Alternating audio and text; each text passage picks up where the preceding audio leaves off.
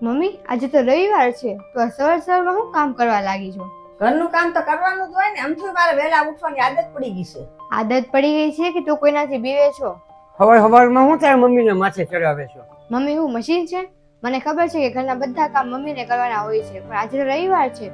રવિવારે ભલે જ મમ્મી મોડી ઉઠતી.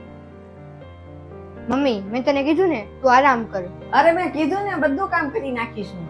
મેં કીધું ને મમ્મી તું આરામ કર, તું નાસ્તો લઈને જા, નાસ્તો કરતા નાસ્તો કરવાનું બાકી છે એ બધું હું કરી નાખીશ.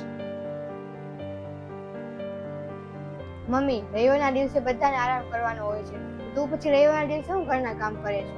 અમારે ક્યાં રવિવાર હોય જ છે અને અમારા નસીબમાં ક્યાં આરામ હોય જ છે. નસીબમાં ન હોય તો શું થઈ ગયું? આપણે નસીબમાં લખી નાખવાનું. નસીબ કોઈનું લખાયેલું નથી આવતું, આપણે નસીબ પોતાનું ખુદ બનાવવું પડે છે.